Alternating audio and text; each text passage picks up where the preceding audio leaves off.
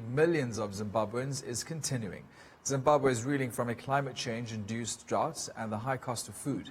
The UN Refugee Agency is calling for increased protection for aid workers in South Sudan after armed men attacked an international relief agency.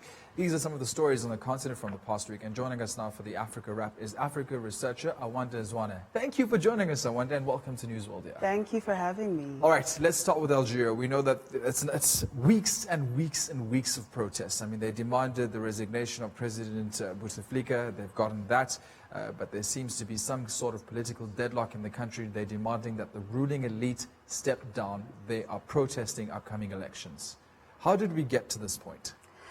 Okay, so as you'd mentioned, that in April, President Bouteflika was ousted from power by the people.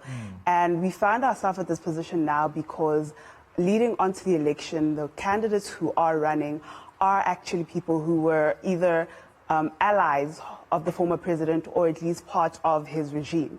So the people feel as though there's no change that has been made if we're going to remove one man and just replace him with his allies or people from who he worked with. So these protests are continuing because the people want to be able to, they want a people-led transition of the government. So they want to have these elections and ensure that there will be a constitution in place that will put the rule of law first, as well as separation of powers. And this is why they're boycotting planned elections. They're not really boycotting, but they're rejecting these planned elections. And yes. For right now, we're not sure if these elections are going ahead. Can we say they're going ahead?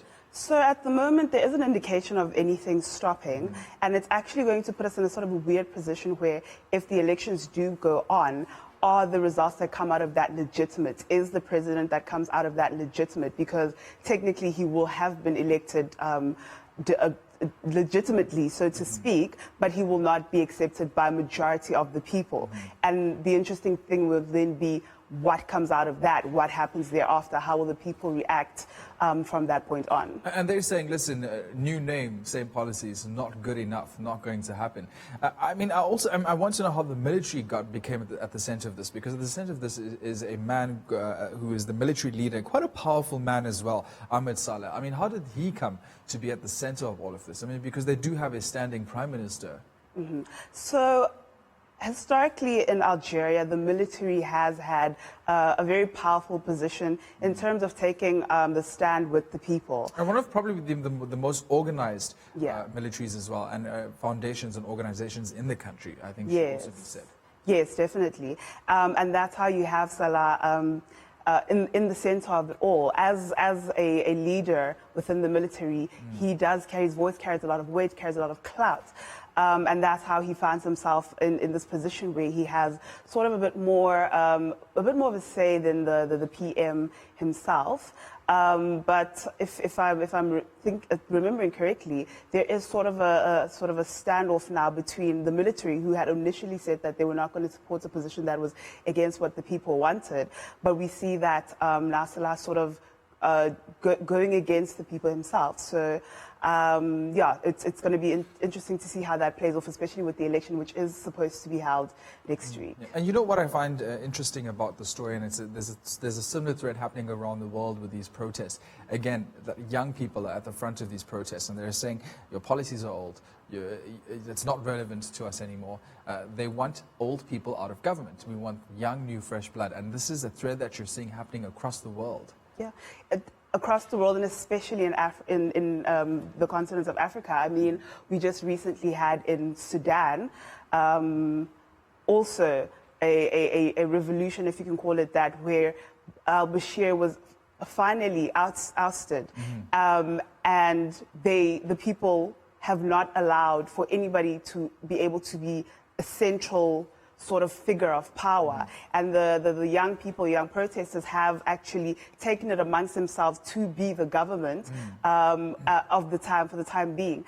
And I think it's interesting because every generation always has its cause that it fights for. And I can definitely say that in the world and in Africa, young people are fighting for the leadership that they want, the leadership that they feel they deserve, because for so many years they have watched as leaders after leaders come into power, get out of power, power changing hands, regimes changing, but the status quo remaining the same, young people still suffering, the same issues going on. So we're seeing young people taking a stand, not just attacking, say, particular policies, but actually looking at the problem and saying it is a leadership problem, and that is where they're going to solve it from. I mean, I'm interested to know your opinion as an African researcher, Awande.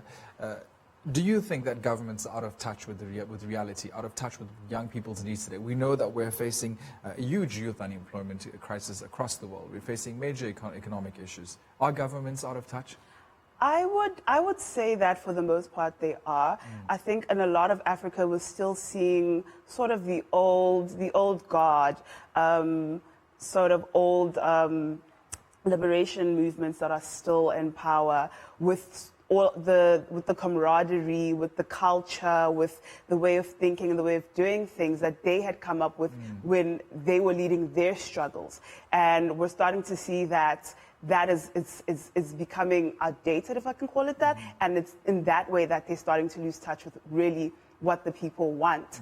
A lot of parliaments in Africa are full with older men, and it's only now that we're starting to see younger people filling up seats in government, and it's scary to see the amount of well, not scary, but it is ironic that we are such a young continent, but we're led by older people. So in terms of representation, you can see that there is that sort of disparity, because who is then addressing firsthand in these big seats, in these big stages, in the policy-making rooms, the issues that directly affect the youth. All right.